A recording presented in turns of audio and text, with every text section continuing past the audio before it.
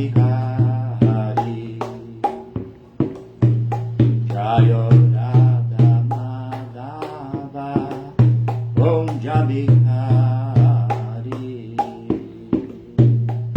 Jaya Gopijana Vallabha Girivaradhari Jaya Gopijana Vallabha Girivaradhari Yashodanandana Rajajanara Yashodanandana Rajajanara Yamuna Tira Vanachari Yamuna Tira Vanachari Jaya Radha Madhava Kunja Bihari Gopijana Vallabha Girivaradhari Yashodanandana Rajajanara Yashodanandana Rajajanara Yamuna Tira Vanachari Jaya Radha Madhava Kunja Bihari Jaya Radha Madhava Kunja Bihari. Jagat Guru Shila Prabhupada Ki Jai. Ai. Bom dia, isso com o Rio de Janeiro. Hare Krishna. Vamos aqui fazer então a leitura do Srimad Bhagavatam, terceiro canto, capítulo 31. Adentramos ontem, no capítulo 31, os movimentos das entidades vivas. Eu vou ler os versos do 2 ao 5, tá? Om Namo Bhagavate Vasudevaya. Om Namo Bhagavate Vasudevaya. Om Namo Bhagavate Vasudevaya. Narayana Namaskritya Naranchaiva Narottamam Devim Saraswatim Vyasam Tato Jayanudiraye. Antes de se recitar este Srimad Bhagavatam, que é o verdadeiro meio de conquista, deve-se oferecer respeitosas reverências à suprema personalidade de Deus, Narayana, a Narayana Rishi, o ser humano supremo. Reverências também à mãe Saraswati, a deusa da sabedoria e do conhecimento, a Srila Vyasadeva, o compilador dos Vedas, e a Srila Prabhupada, o propagador. Jagat Guru Shila Prabhupada Ki Jai. Então, o primeiro verso que eu vou ler é o verso 2 desse capítulo 31, do terceiro canto, os movimentos das entidades vivas. Verso 2. Kalalantu ekaratrena pancharatrena budam dashahenatu karkandu eshyandam vatataparam. Kalam, mistura do esperma e do óvulo. Tu, então, ekaratrena, na primeira noite. Pancharatrena, por volta da quinta noite. Budbudam, uma bolha. Dashahena, em 10 dias. Tu, então, Karkanduhu, como uma ameixa. Peixe, um pedaço de carne. Andam, um ovo. Va ou tataha, daí param, depois disso. Tradução e significados dados por sua divina graça. Bhaktivedanta Swami Shila Prabhupada Ki Jai. Jagat Guru Shila Prabhupada Ki Jai. Então, tradução. Na primeira noite, o esperma e o óvulo se misturam. E na quinta noite, a mistura fermenta-se, transformando-se numa bolha. Na 10ª noite, ela desenvolve-se, assumindo uma forma parecida com a da ameixa. E, depois disso, transforma-se gradualmente num pedaço de carne ou num ovo, conforme o caso. Vamos ao significado de Shila Prabhupada. O corpo da alma desenvolve-se de 4 maneiras diferentes, de acordo com suas diferentes fontes. Uma espécie de corpo, o das árvores e das plantas, germina da terra. A segunda espécie de corpo surge da transpiração, como no caso das moscas, germes e percevejos. A terceira espécie de corpo desenvolve-se de ovos, e a quarta desenvolve-se de um embrião. Este verso indica que, após a emulsificação do óvulo e do esperma, o corpo gradualmente se desenvolve até transformar-se ou num pedaço de carne ou num ovo, conforme o caso. No caso dos pássaros, ele se transforma num ovo, e no caso dos animais e seres humanos, transforma-se num pedaço de carne. Tem uma coisa aqui para falar, não é verdade? Om Magyana Timiranda Syagyanan Janashala Kayati Akshurum Militandjana Tasmai Shri Guravena Mahaya. Eu nasci na mais obscura região da ignorância, mas o meu mestre espiritual está abrindo os meus olhos com a choche do conhecimento. Portanto, ofereço-lhe as minhas mais humildes e respeitosas reverências. Namaon Vishnu Padaya Krishna Prestaya Bhuttale Srimate Bhaktivedanta Swami Nityananda Surupa Sisyanatana Bhattaragunata Siddhiva Gopala Bhattadasa Ragunata Sadhu Goswami Prabhu Skidja Chakal Patarubhyas Chakri Pasindubhya Vacha Patitanam Pavanebhyo Vaishnavebhyo Namo Namaha Jaya Sri Krishna Chaitanya Prabhu Nityananda Shri Advaita Gadadhara Shvasadi Gora Bhaktavrinda Hare Krishna Krishna Krishna Hare Hare Hare Rama Rama Rama Hare Hare. Então, repetindo aqui o verso, Kalalantu ekaratrena pancharatrena budbudam dasharenatu karkantu eshyandam vatataparam. Na primeira noite, o esperma e o óvulo se misturam, e na quinta noite a mistura fermenta-se, transformando-se numa bolha. Na 10ª noite, ela desenvolve-se, assumindo uma forma parecida com a da ameixa, e depois disso, transforma-se gradualmente num pedaço de carne ou num ovo, conforme o caso.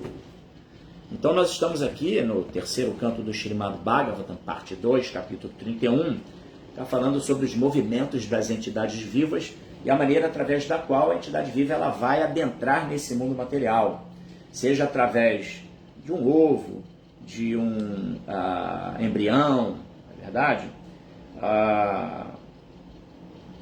Enfim, as diferentes maneiras que a mesma entidade viva, tá? A alma espiritual, tem a mesma qualidade.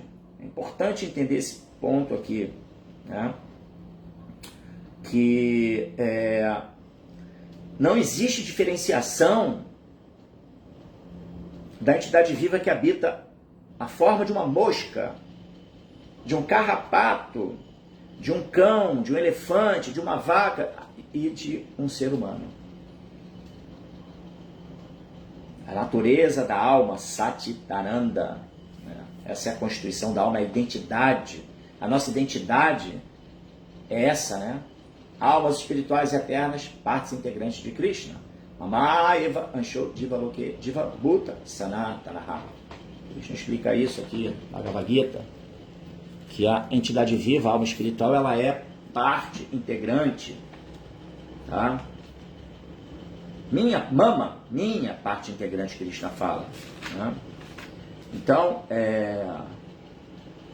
e ela é em qualidade, tá? Vou pegar aqui o verso.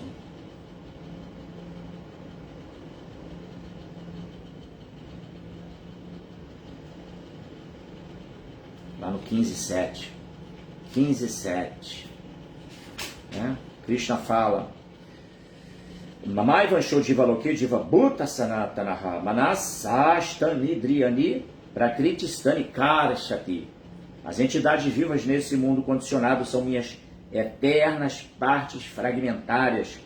Por força da vida condicionada, elas empreendem árdua luta com os 6 sentidos, entre os quais se inclui a mente. Essa árdua luta é essa árdua luta de se submeter a nascimento, velhice, doença e morte, e ao longo dessa jornada de existência, em alguma espécie de vida mundana, material, aí é a luta pela sobrevivência. É a presa fugindo do seu predador. Não é verdade? É assim que funciona. E sim, e voltando ao ponto, esse é um ponto que é muito importante, né? no momento em que ocorre a concepção, na verdade, a vida precede a própria concepção. A vida, Prabhupada tem aquele livro, A Vida Vem da Vida, livro com um título muito sugestivo e que já demonstra de maneira muito, através da ciência espiritual, Prabhupada, né? Ele vai ali demonstrar que, na verdade, a vida já existe. Ela é pré-existente. A fecundação, porque para haver a fecundação, o esperma ele já está dotado ali de uma potência energética espiritual, uma alma, que vai adentrar no útero materno e aí, ali na conjunção com o óvulo, então vai dar início, aí sim, a formação da vida no corpo físico, no corpo material. Mas a gente sabe que nós não somos esses corpos, não é verdade? Então o elemento vivo que está ali presente é que gera toda a transformação, como Prabhupada cita aqui, tá? Desenvolve-se ou como ovo, ou como um pedaço de carne, e a partir daí vai tendo toda a sua expansão, desenvolvimento do embrião, né? Então esse ponto é bastante relevante, né? Que a vida, ela precede a própria fecundação. E isso é um assunto que hoje em dia está muito em voga, não é verdade? Inclusive debates nos tribunais, onde eles estão querendo defender o crime do aborto sob uma perspectiva de que a vida só existe a partir de tantos meses de gestação, né? É muito interessante como que a sociedade humana ela é assim complexa, não é verdade? Porque nós temos assim um cuidado enorme com os ovos da tartaruga. Claro, devemos ter, óbvio, evitar a extinção de espécies. Aí temos lá a baleia, tal, enfim, diferentes espécies em que se luta pela preservação daquela espécie. Ok, perfeito. Isso é uma atitude humana. O homem, a alma espiritual corporificada numa forma humana, ela tem como atribuição, uma vez que ela é o ser mais dotado de mais capacitações no plano de existência aqui, por exemplo, da Terra, é o homem, que é o ser mais, digamos assim, inteligente, não é verdade? Então, a proteção dos demais seres é uma atribuição da sociedade humana. Agora, não dá para você proteger o ovo da tartaruga, enfim, diferentes tipos de vida, e na hora do embrião humano que está se desenvolvendo, falar assim, não, ali ainda não tem a vida presente, então o aborto pode acontecer até tantos meses. Quando o embrião já está no desenvolvimento assim, bastante acentuado, inclusive, né? Porque, na verdade, a alma já adentrou, se não tem a presença da alma, ou seja, da vida, não tem desenvolvimento de nenhum tipo de embrião. Mas, enfim, vamos orar para que a ciência e o bom senso prevaleça e que mais à frente a gente possa nutrir a sociedade, os homens de bem, e fazer com que esse conhecimento do Śrīmad Bhagavatam se propague e se abra os olhos para a realidade, né? E dessa maneira se refreie essa prática do aborto. Então vamos lá para o verso 3, tá?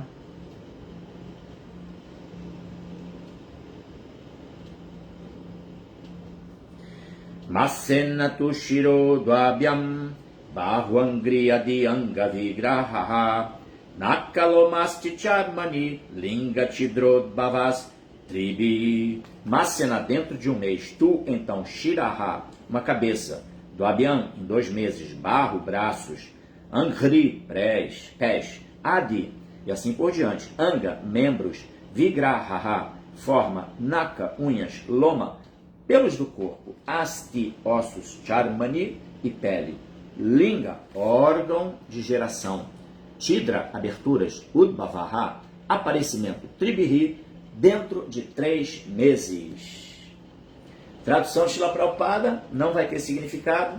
Vamos à tradução. No decorrer de um mês, forma-se uma cabeça e, ao fim de 2 meses, as mãos, pés e outros membros tomam forma. Lá pelo fim do terceiro mês aparecem as unhas, os dedos das mãos e dos pés, os pelos do corpo, os ossos e a pele, bem como o órgão de geração e as demais aberturas no corpo, a saber, os olhos, as narinas, os ouvidos, a boca e o ânus. Nossa, os pormenores que o Srimad Bhagavatam apresentam aqui no desenvolvimento do corpo da entidade viva é impressionante. Inclusive, dá alicerce a esse entendimento de que a vida já está ali em amplo desenvolvimento, não é verdade? Ou seja, em um mês já desenvolve-se a cabeça, 2 meses já tem mãos, pés e outros membros já que tomaram forma. E no terceiro mês já apresentam-se as unhas, os dedos já das mãos e dos pés, os pelos do corpo, o desenvolvimento ósseo, o próprio órgão de geração, linga, que fala aqui, né? Linga, órgão de geração, que é o órgão genital. Né? Ou seja,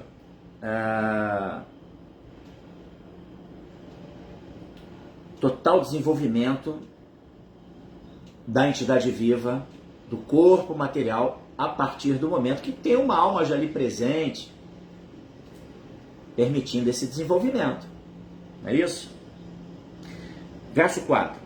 Chaturbir dattavasata panchabhikshutri dudbhavaha Shabir jarayuna vita kukso brahmyati dakshine Chaturbir, dentro de 4 meses. Dattavaha, elementos. Sapta, 7. Panchabhir, dentro de 5 meses. Shutri, de fome e sede. Udbhavaha, aparecimento. Shabhir, dentro de 6 meses. Jarayuna, pelo âmnio. Vitaha, envolvido. Kuksho, no abdômen. Brahmyati, mexe-se. Dakshine, no lado direito. Vamos lá. Tradução.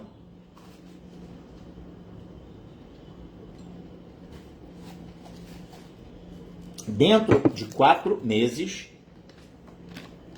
a partir da data de concepção, surgem os 7 elementos essenciais do corpo, a saber, o quilo, o sangue, a carne, a gordura, os ossos, a medula e o sêmen. Ao final do 5º mês, a fome e a sede se fazem sentir. E ao fim de 6 meses, o feto, envolvido pelo âmnio, começa a mexer-se no lado direito do abdômen. Significado de Srila Prabhupada, Jai Srila Prabhupada. Quando o corpo da criança é completamente formado ao fim de 6 meses, a criança, se é menino, começa a se mexer no lado direito. E se é menina, tenta se mexer no lado esquerdo. Interessante essa afirmação de Prabhupada aqui, essa tradução de Prabhupada. Aliás, o significado de Prabhupada, né? Prabhupada está falando aqui especificamente, quando mexe do lado direito é menino. E curiosamente, eu estou me lembrando aqui da minha última filha, Manuela. Minha esposa se queixava muito que ela sentia aqui no abdômen, né? Do lado esquerdo, exatamente. Menina, ela se mexendo. Era muito aqui do lado esquerdo. Eu lembro bem disso. O que está aí alinhado com o que o Prabhupada está mencionando, né? Que o Bhagavatam fala. Interessante. Verso 5. Bom, não tem assim, um significado curto, né? Então não tem muito o que se comentar, tá? Apenas essa peculiaridade. Uma vez sendo menino, mexe mais do lado direito. Uma vez sendo menina, mexe mais do lado esquerdo. Verso 5. Matur jagdana panadyair datura samate sete vinmutrayorgarte sajantur jantu sambhave. Maturru da mãe, jagda, tomadas, anapana, pela comida e bebida, adyairi, e assim por diante, edat, aumentando, daturru, os ingredientes de seu corpo, asamate, abominável, shete, permanece, vit mutrayoho, de fezes e urina, garte, numa cavidade, saha, aquele, jantuhu, feto, jantu, de vermes, sambhave, o lugar de procriação. Vamos lá, tradução e significados dados por quem? Srila Prabhupada Ki Jai. Obtendo sua nutrição da comida e da bebida tomadas pela mãe, o feto cresce e permanece naquela residência abominável de fezes e urina, que é o lugar de procriação de todas as espécies de vermes. Significado. Diz-se no Markandeya Purana que, no intestino da mãe, o cordão umbilical, que é conhecido como Apyayani,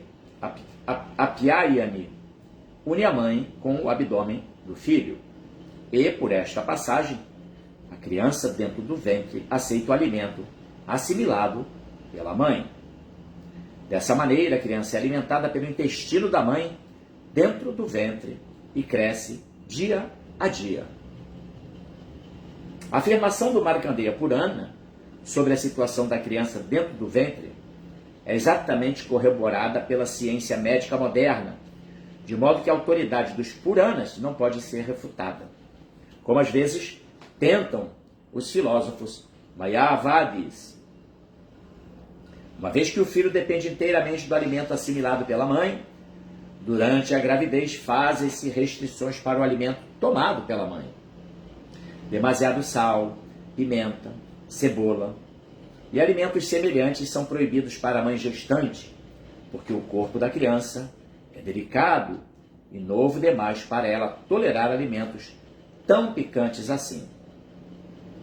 As restrições e precauções a serem tomadas pela mãe grávida, como se enuncia nas escrituras Smriti da literatura védica, são muito úteis. A literatura védica mostra-nos quanto cuidado deve-se tomar para gerar um bom filho na sociedade. A cerimônia Garbhadana, antes do intercurso sexual, era obrigatória para pessoas nos graus mais elevados da sociedade e é bastante científica. Falar aqui um pouquinho sobre o Garbhadana Samskara.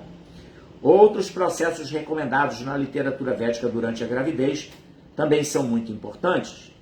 Cuidar do filho é dever primário dos pais, porque se tal cuidado for tomado, a sociedade encher-se-á de boa população para manter a paz e a prosperidade da sociedade, nação e raça humana. Interessante, hein? Aqui nós estamos observando que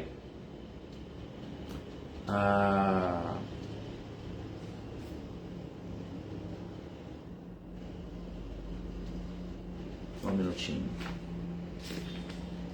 Que o cuidado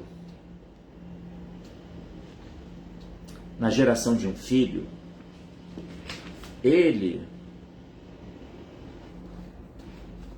se inicia, na verdade, previamente ao ato sexual. Muito previamente. Na verdade, o ideal é que os pais, estou falando aqui com base na literatura védica e com base no princípio de que vamos trazer uma grande alma para esse mundo. Como é que se faz isso? Né?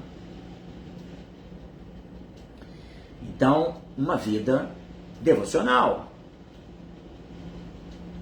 Krishna explica ali na Bhagavad Gita que o nosso nascimento futuro, ele vai ser o resultado da nossa vida presente.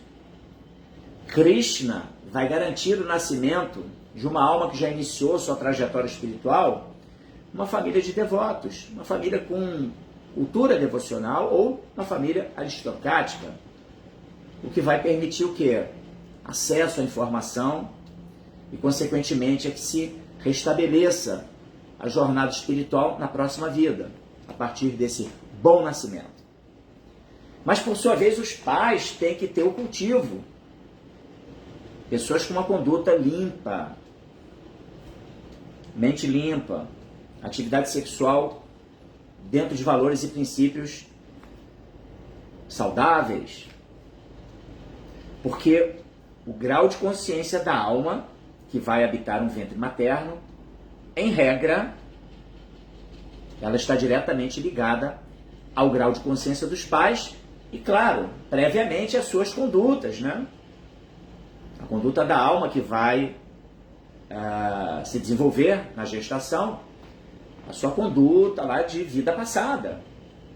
Quais foram seus objetivos? Como é que foi sua conduta de vida? Os valores que cultivou.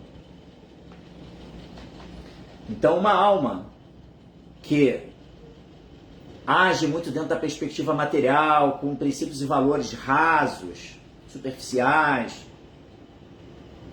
muito afeita à gratificação dos sentidos, aí ela vai nascer ali num lar, num núcleo familiar compatível, em regra, tá? Essa é a regra. E é muito lógico isso, não é verdade?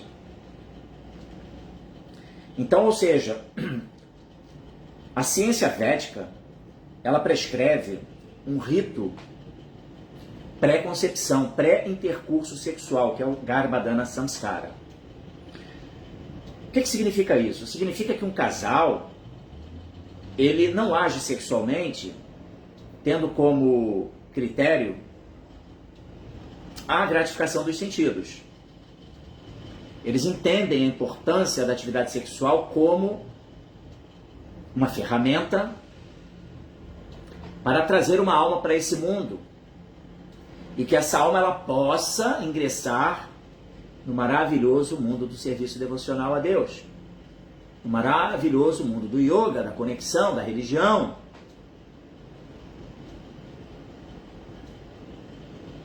Então, a consciência é completamente diferente daquele impulso,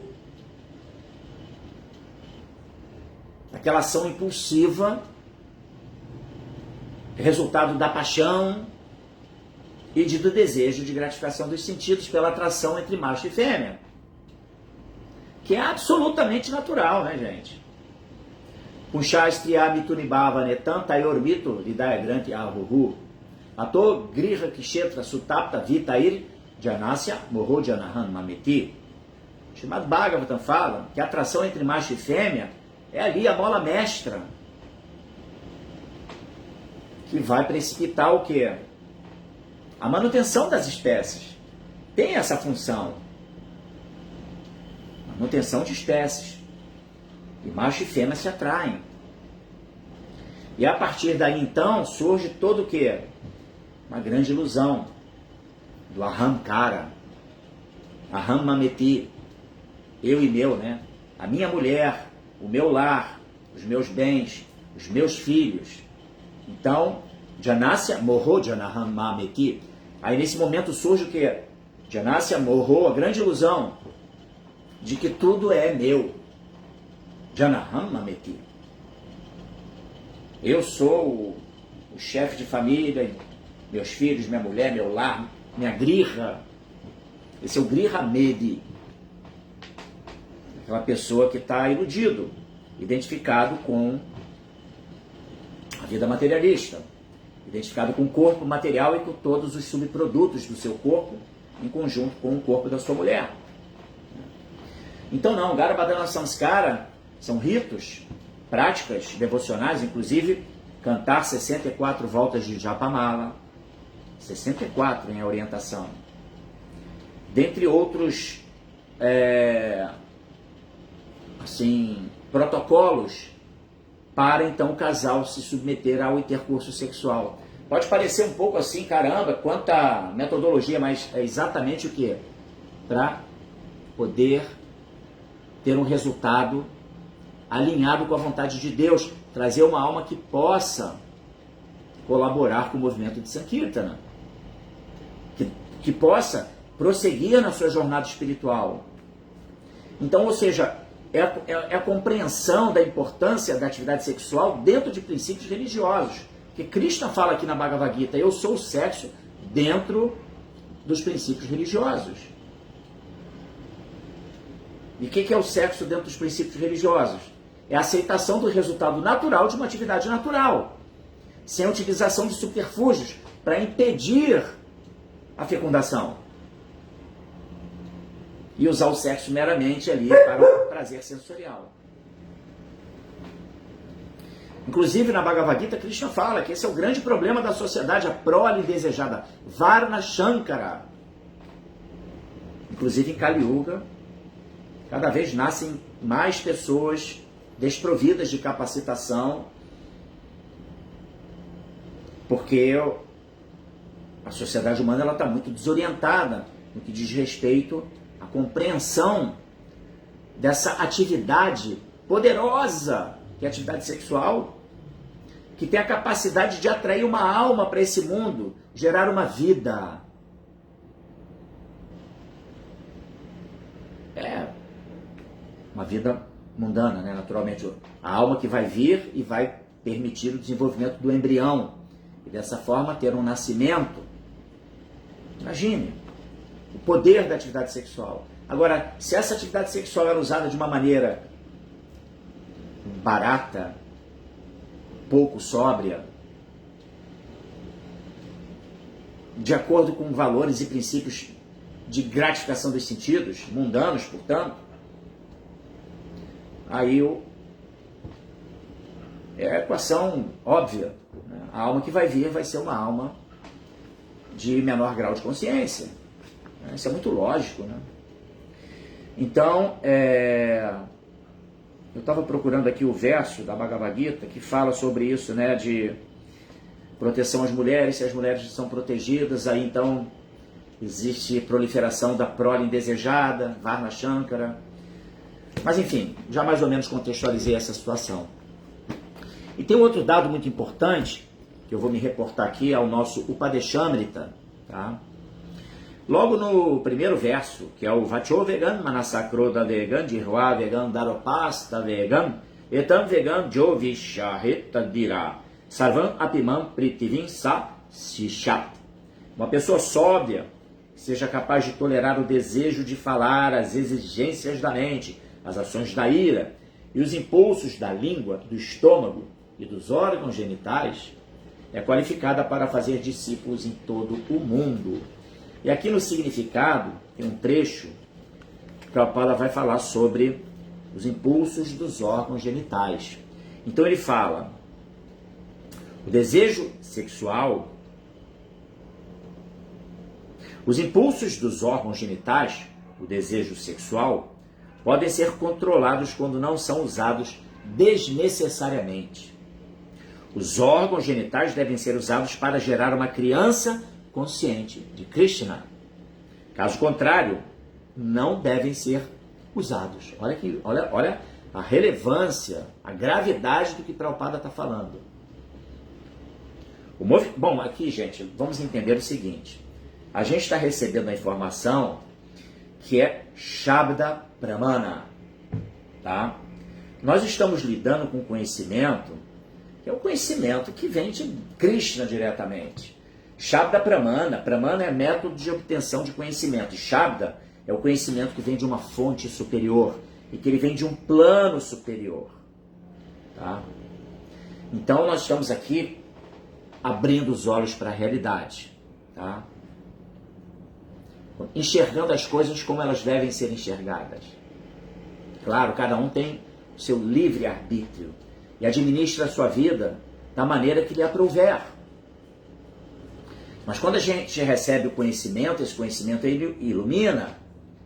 Então, pelo menos a gente pode começar a meditar nisso. Caramba, tem essa plataforma de existência elevada, onde a alma, que sou eu, prezo valores divinos num nível assim bastante acentuado. Inclusive de preservação da atividade sexual para a geração de bons filhos. Então, é disso que a gente está falando, né? Então, Prabhupada continua. O movimento da consciência de Krishna estimula o casamento, não para a satisfação dos órgãos genitais, mas para a geração de filhos conscientes de Krishna. Entendamos aquele verso que eu citei do Srimad Bhagavatam, quinto canto, né, com Shastra, Mituni, Bhavanetam, que a atração de macho e fêmea, ela é natural e ela acontece, é a mola propulsora do relacionamento e consequentemente, da criação de filhos, né, um lar, filhos, bens materiais, né, propriedade, e é uma grande ilusão, não é isso? Né? Então, o impulso, a atração entre homem e mulher, você vê o pavão, né? O pavão, quando ele vê uma fêmea, aí ele pega e abre aquela plumagem dele e fica dançando. Existem vários exemplos na natureza de como o macho, ele faz todo o mise-en-scène para poder atrair a fêmea. Os pássaros, então, é muito interessante isso. Não só os pássaros, né? Todas as espécies. O homem não é diferente, né? A alma espiritual no corpo humano, ele também tem seu método para poder atrair a mulher, não é verdade? A alma corporificada de uma forma feminina, não é isso? Então, esse tipo de conduta é natural, é o estímulo para manutenção de espécies, claro. Então, uma vez corporificados, nós vamos estar submetidos à paixão, aquela coisa da atratividade baseada na percepção sensorial mesmo. Contemplação, o homem contempla uma mulher bela, uma mulher que tem um estilo que lhe atrai, e assim vai. E vice-versa, claro. Né? E a partir de então vai se estabelecer o vínculo conjugal, matrimonial. Mas, entendendo a nossa natureza como almas, a gente precisa se situar como almas e não estar influenciado pela percepção equivocada de corpos materiais, não é verdade? Vamos nos entender como almas. Brahmabhuta prasanat manasho chati nakankshati samasaveshu bhuteshu madbhaktin labate param. Esse verso explica, né, de que, situando-se na plataforma de Brahmabhuta, né, na verdade tem um verso anterior, que não é do mesmo capítulo, que fala Manchayo vyabhicharena bhakt yogena sevate saguran samatityaityam Brahma Bhuyaya kalpate. Brahmabhuta e Brahma Bhuyaya, né? Olha a correlação. Então esse verso aqui que eu falei por último, ele fala que aquela pessoa que não se desvia em circunstância alguma nas suas práticas devocionais, ela vai Brahmabhuta, aliás, Manchayo vyabhicharena bhakti yogena sevate, praticando o culto de Bhakti, né? Servindo amorosamente o Senhor Supremo, servindo os devotos que servem o Senhor Supremo, Bhakti Yogena Sevate, fazendo a conexão com Krishna. Sagurança Matityaitam, ela transcende de imediato a influência dos gunas. Brahma Bhuyaya Kalpate. E ela vai se estabelecer na plataforma espiritual, se entendendo como alma. Entendeu? Aí depois vem o Brahmabhuta Prasanatma, uma vez situado na condição de alma espiritual, se entendendo como alma espiritual, a pessoa vai o quê? Na Shotyati, na Kanchati, ela passa a não se lamentar mais por nada na vida e nem ter aspirações, assim, de ganho material, entendeu? Não é que ela não vai ter uma vida, ela não possa ter uma vida confortável, mas aquilo não é meta. Entendeu? Ela não tem a meta do desenvolvimento econômico, melhorar de vida. Não, ela está preocupada na sua consciência, em se estabelecer cada vez mais na plataforma espiritual. E além dela não reclamar mais de nada e nem ficar almejando grandes ganhos materiais, ela se torna um bem-querente, um Samasaveshu Bhuteshu, um bem-querente de todas as entidades vivas. Aí que vem a última linha desse shloka, Mad Bhaktim Labhate Param.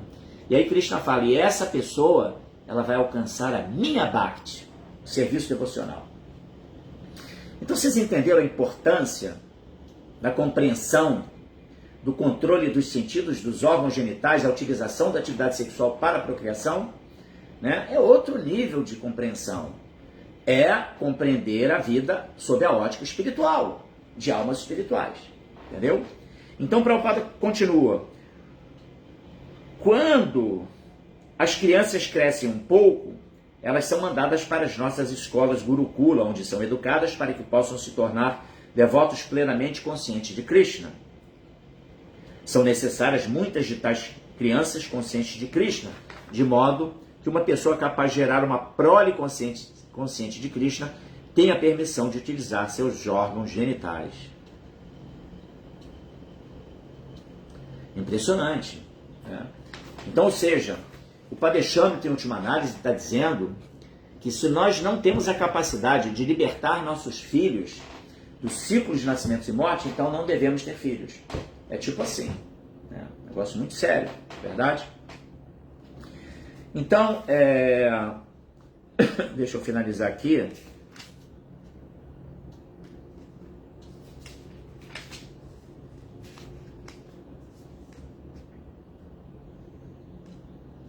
Enfim, só para finalizar aqui a fala de hoje, então existe um cuidado prévio para a atividade sexual acontecer, para dessa maneira, seguindo valores e princípios espirituais.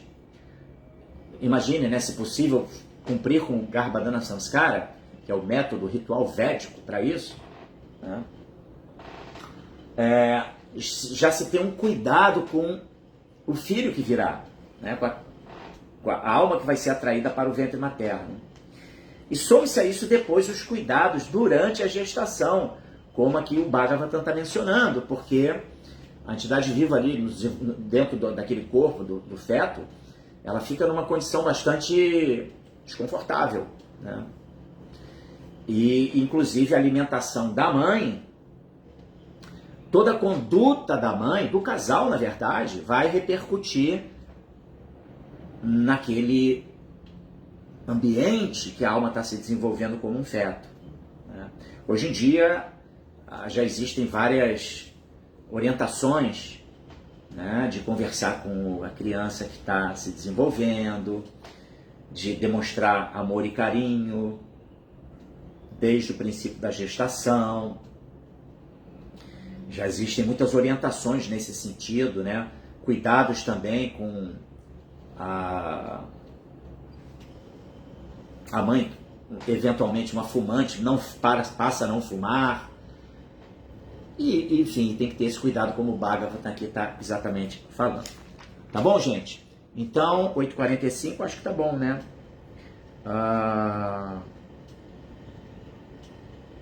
Shila Prabhupada aqui, Jai. Se tivermos comentários... Parece que não temos comentários hoje. Aqui, pessoal do Instagram. Ninguém comentou nada. E curiosamente no nosso Facebook, que normalmente, eu não sei se eu não habilitei comentários. Será que eu não habilitei os comentários? Deixa eu dar uma olhada aqui. Senão eu vou fazer o seguinte, eu vou entrar aqui no Facebook, pelo meu notebook, que já aconteceu uma vez isso, tínhamos comentários, mas eu não vi no meu smartphone. Dá uma olhadinha, peraí. Se não tiver comentário, a gente vai encerrando por aqui, né?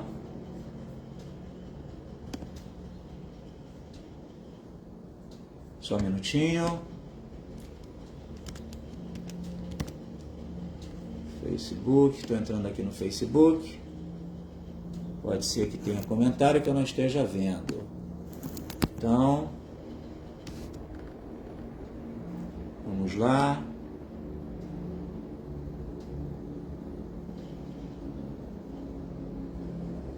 Só um minutinho.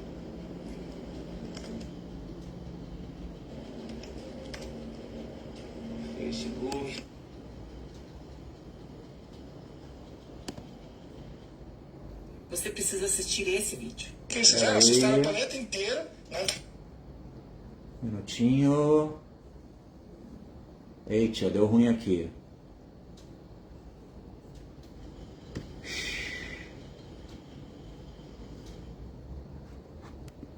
Aqui a Selmo Alves. Bom dia, Prabhu. Existem grandes almas que nascem em circunstâncias bem caóticas. Como explicar isso? Não, sem dúvida.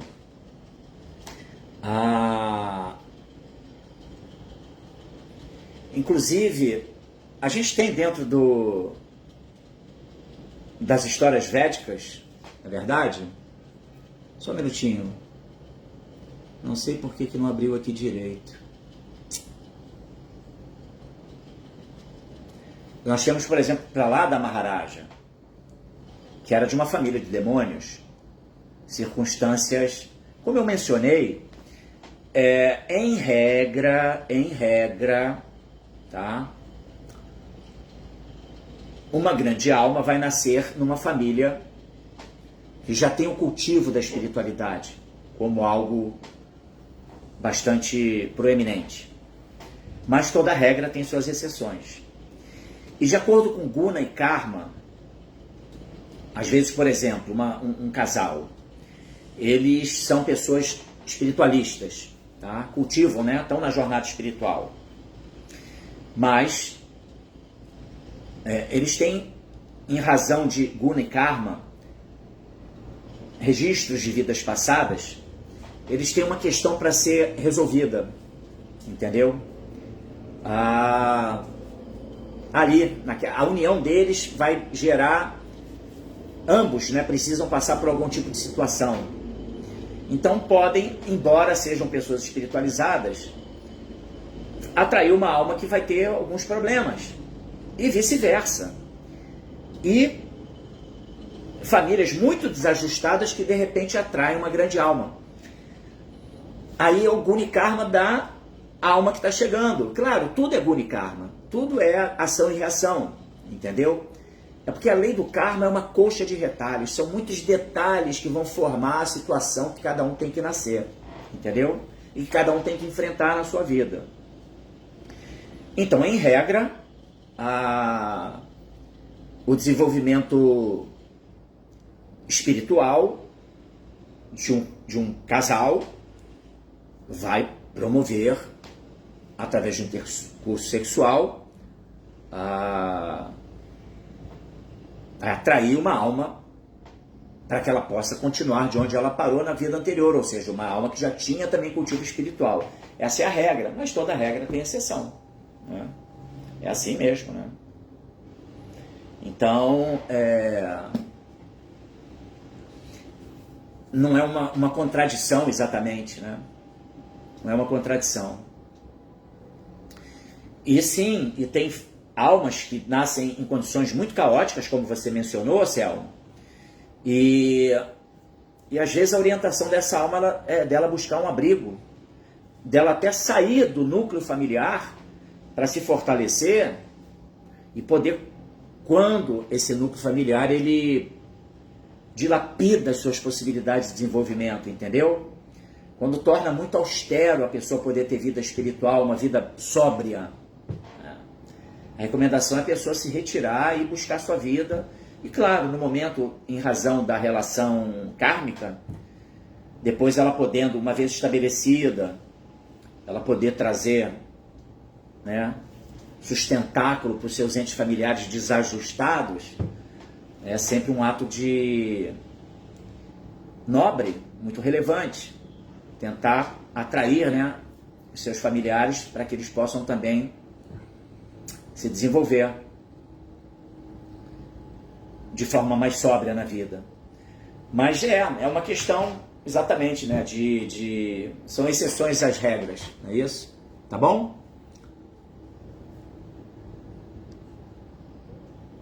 Eu não consegui abrir aqui, curiosamente. Ué.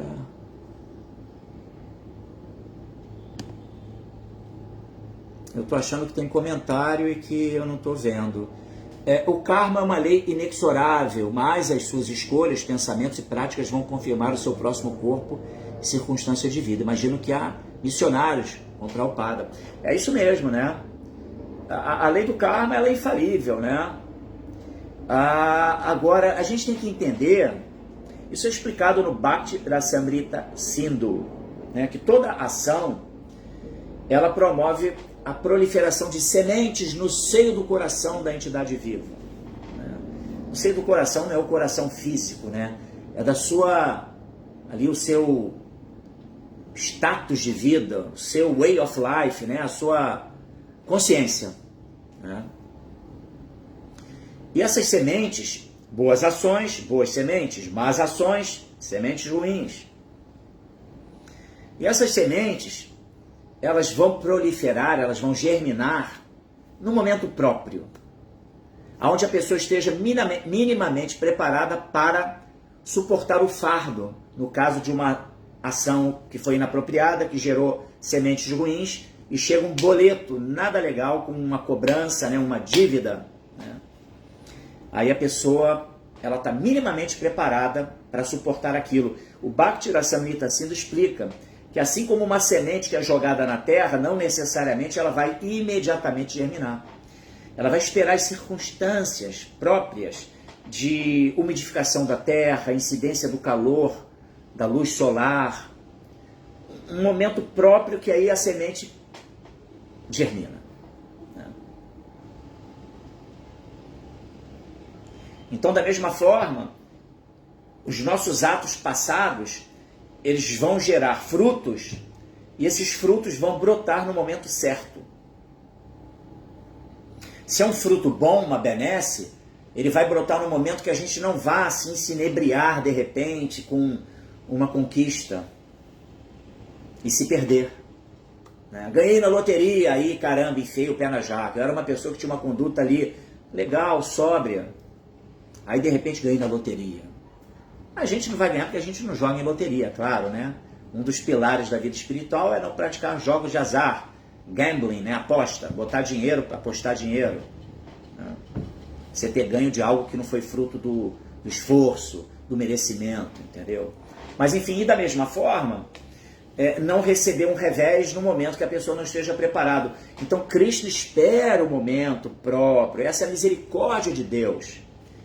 Ele vai esperar o momento que a pessoa esteja minimamente estruturada para receber uma boa benesse ou para sofrer um revés na vida. Né? Por isso tem aquele ditado, né, que Deus não dá um fardo mais pesado do que aquele que a gente não pode carregar. Então é isso que se explica, né, essas circunstâncias às vezes paradoxais ou contraditórias de uma pessoa nascer numa família caótica e ela é uma pessoa já com desenvolvimento espiritual. Tudo tem uma razão de ser, entendeu? Tudo tem uma razão de ser. Eu que agradeço, Selma, por sua participação, você trazer esse ponto aqui.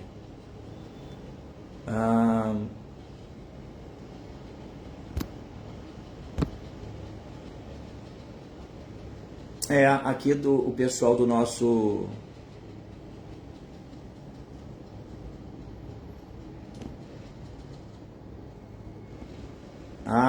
não estava habilitado, concluí. Agora sim. Não estava habilitado.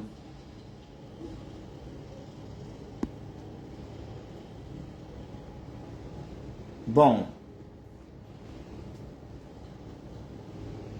caso tenha perguntas aqui pelo nosso Facebook, eu vou responder depois, tá bom?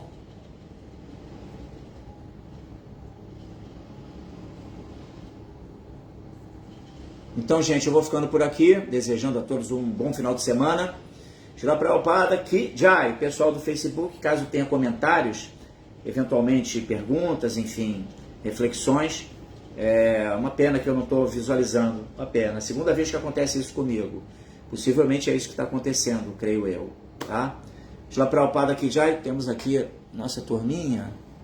Deixa eu ver agora. Engraçado que eu habilitei o negócio.